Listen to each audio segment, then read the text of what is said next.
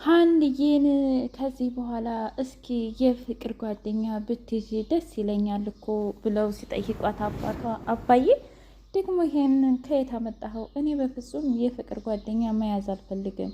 አንተን አሳክሜ አንተን ጡሬ ነው የምፈልገው። እንዴ ልጄ ቁመሽ ልቀሪ ነው እንዴ እኔን እያልሽ? አይ አባዬ ከዚህ በኋላ እንዲህ አይነት ነገር ብታነሳብኝ እመነኝ፣ እውነቴን ነው ምልክ በጣም ነው የምንጣላው እያለች ሀንዬ አልፈልግም አለች።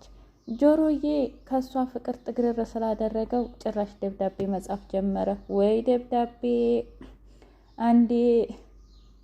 አንዴ ይህን የምግብ ቡላ አንዴ ትርታዬ እያለ የፍቅሩን ደብዳቤ እየጻፈላት ነበር። ለነገሩ አይ እኔማ ተው በቃ እንደውም እሷ እኮ የፍቅር ጓደኛ አልፈልግም ስላለችኝ አልፈልግም፣ ስለዚህ ተወው በቃ ይቅርብኝ፣ እህትነቷ ይሻላል እያለ ለጓደኛው ለተምች ሲያወራ ነበረ።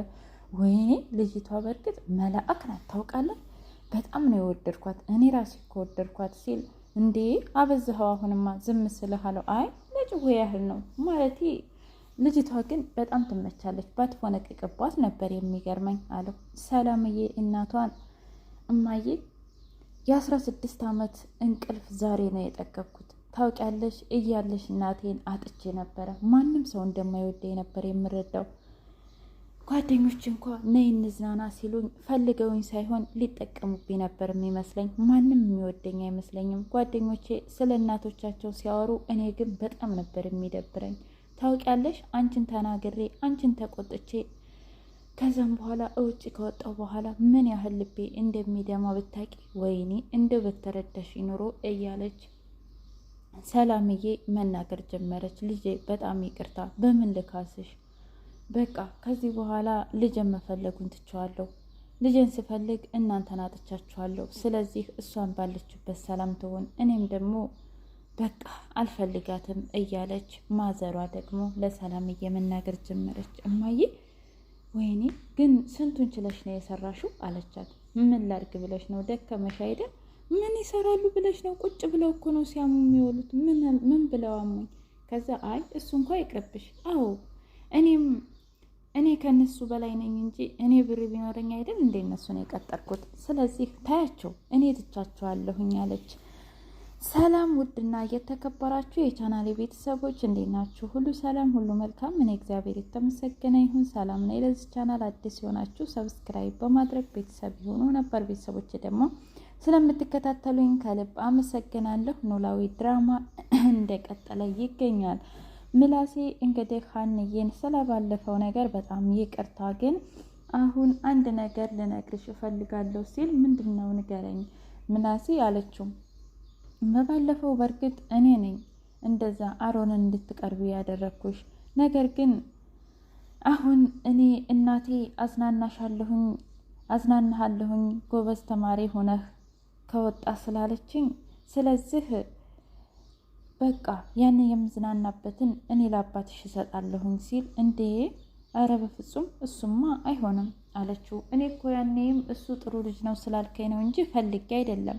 ይኸውልህ የሰው ገንዘብ ብፈልግ ኑሮ እኮ የዲሴ ህዝብ አባዬን ያሳክምልኝ ነበር፣ ግን ለአባዬ እኔ ብቻ ነኝ ልጁ እና ደግሞ አባዬን እኔ ብቻ ነኝ የማሳክመው ስትል የእውነት በጣም ነው እኔ እምባዬ የመጣው ማለት ነው በዚህ ልክ።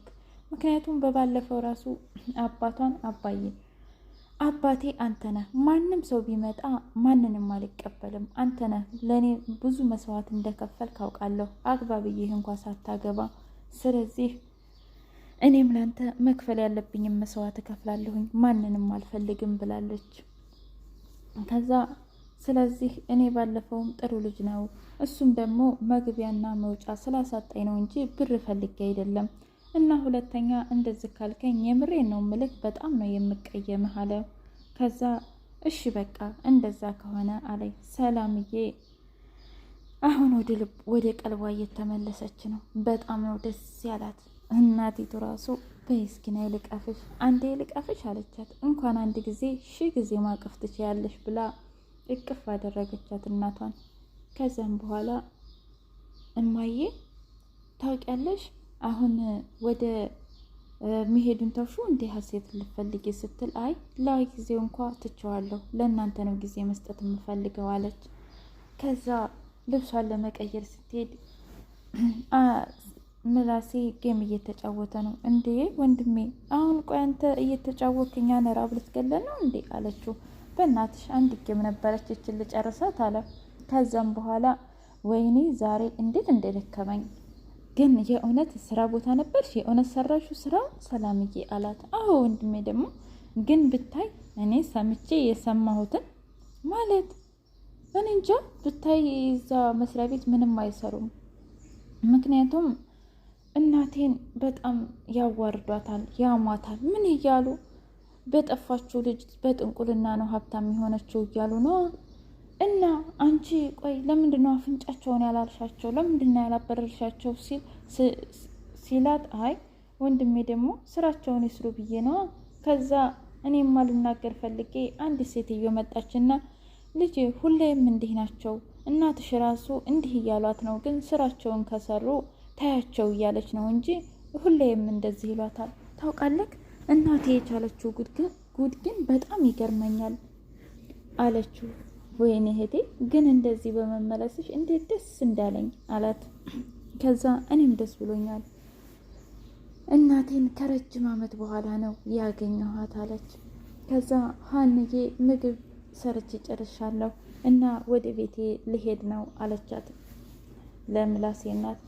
ከዛም በኋላ ሂጂ እሺ፣ ግን እስከ ዛሬ ላደረግኩብሽ መጥፎ ነገሮች በጣም ይቅርታ አለቻት። ከዛም በኋላ እረ እናንተ ለእኔ ሁሌ መልካም ነበራችሁ፣ ምንም ነገር አላደረጋችሁኝም አለ።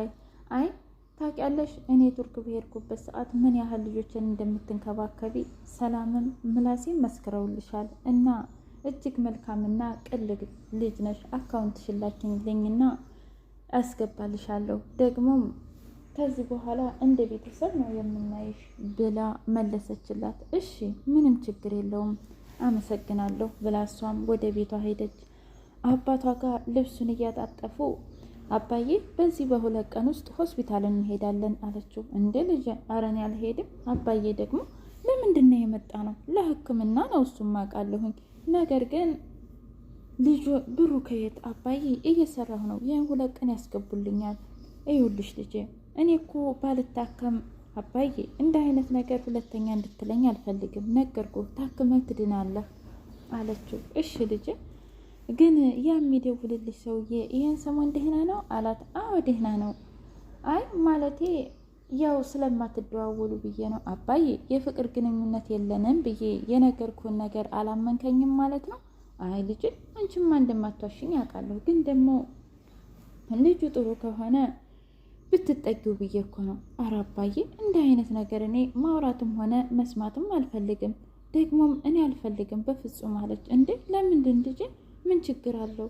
ኧረ አባዬ ውይ እኔ በጣም ይከብደኛል። ሲቀጥል አንተን ሳላሳክም አንተን የራስን ቦታ ሳላሲዝ በፍጹም እኔ የፍቅር ግንኙነት አልፈልግም። አባዬ ደግሞ ኧረ ተይ ልጄ ተይ፣ አንድ ጊዜ ድርቅ ካልሽ ደግሞ አንቺ አይ አባዬ እኔ በፍጹም እንዲህ አይነት ወሬ ካወራህብኝ የምሬ ነው የምልህ እቀየምሃለሁ አለችና ስማ ወጣች። ውይ ውይ እቺ ደረቅ። ከዛ ጆሮ ወጣና አየሃት ምንድን ነው ደግሞ ዛሬ ፋዘር ደብሮታል አለ። አዎ እቺ ሀንዬ ነች። አዎ እሱማ ባለፈውም ነግረኸኛል፣ ግን ደግሞ ማለቴ እስጨርስልኛን ታሪክ ደብረ ማሪቆስ ምናምን እያልከኝ ነበር። አዎ ያኔ ይችን ታክል ነበረ ደብረ ማሪቆስ ሳገኛት። እናማ በቃ ያን ጊዜ እንደዚህ ነበረች።